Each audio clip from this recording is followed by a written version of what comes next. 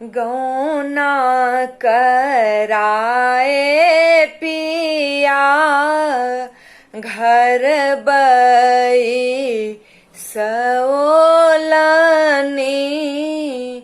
अपने चलल पर देश है सखी गौना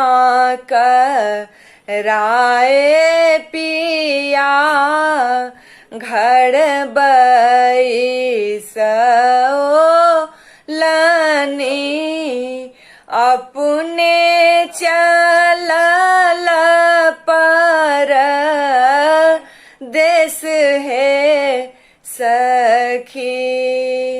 कही जे गेल पिया जेठ मास आएब बीती गेल मासया सारहे सखी कही जे गेल पिया जेठ मास आएब बीती गेल मास आषाढ़ है सखी बीती गेल जेठ बीतिए गेल आषाढ़ बीती गेल सावन मास है सखी बीती गेल जेठ बीतिए गेल आषाढ़ बीती गेल सावन मास है सखी घर पछू अरबा में एक घर कए था ओकरे सो चिट्ठिया लिखाएब हे सखी घर पछू अरबा में एक घर कए था ओकरे सो चिट्ठिया लिखाएब हे सखी काते काते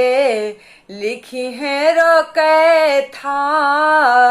इनती से बीनती बीचे ठाम धानी के भी रोग है सखी काते काते लिखी है रोके था इनती से बीनती बीचे ठाम धानी के भी रोग है सखी घर पछू अरबा में एक घर नौआ ओकरे सो चिट्ठिया पठाएब हे सखी घर पछू अरबा में एक घर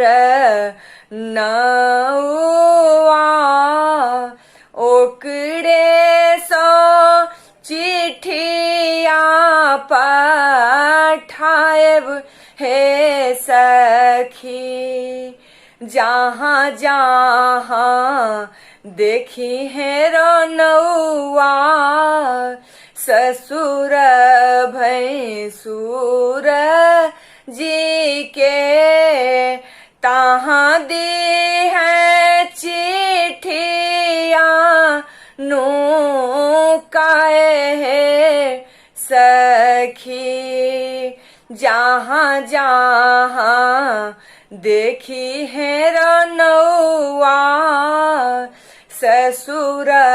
भैंसुर जी के तहाँ दी है चिट्ठिया नो काए हे सखी। जहाँ जहाँ देखी है रनौआ असगढ़ बालम जी के तहाँ दी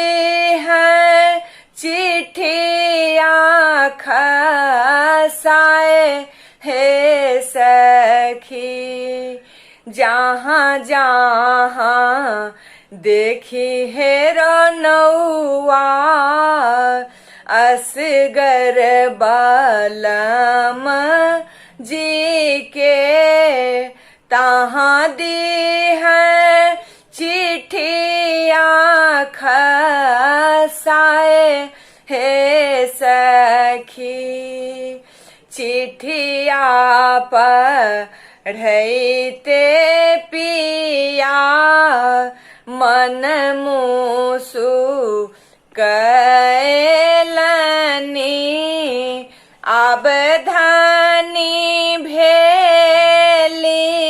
सयान हे सखी। चिट्ठिया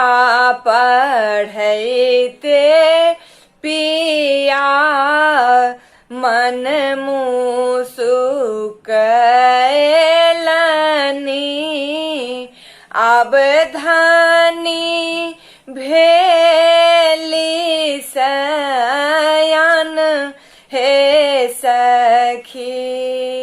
लिया लिया आहो राजा अपनी नौकरिया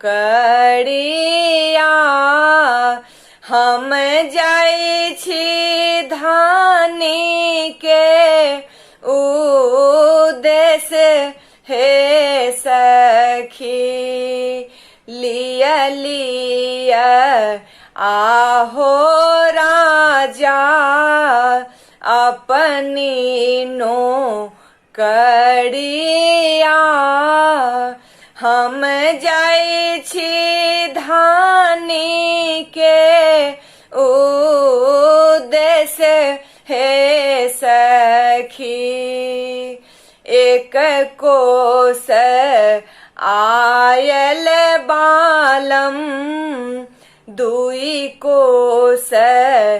आयल तेसरे में ठोकल के बड़ है सखी। एक कोस आयल बालम दुई कोस आयल तेसरे में ठोकल के बड़ है सखी। खोलू खोलू खोलू धानी बजर के बड़िया हम हूँ छिठार दुआरी हे सखी। खोलू खोलू खोलू धानी बजर के बड़िया हम हूँ छिठार दुआरी हे सखी हमको ना खोलू पिया बजर के बड़िया अचेरा सुतल नंद लाल हे सखी हमको ना खोलू पिया बजर के बड़िया अचेरा सुतल नंद लाल हे सखी हमहूँ त छलौं धनी देश रे विदेश बा कत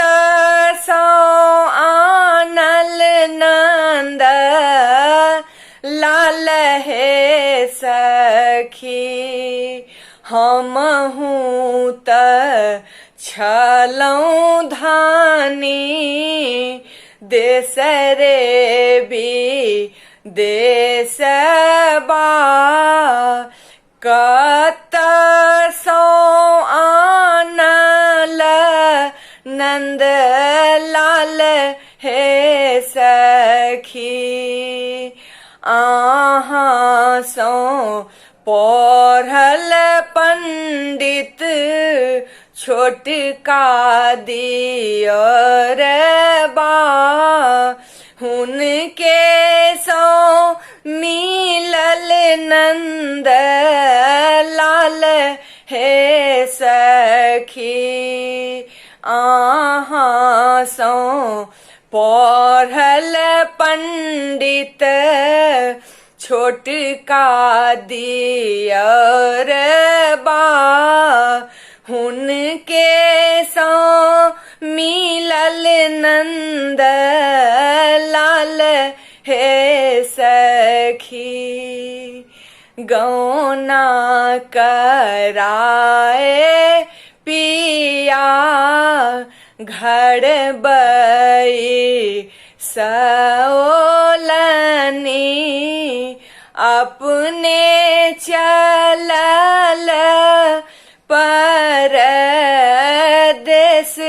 हे सखी गौना कराए पिया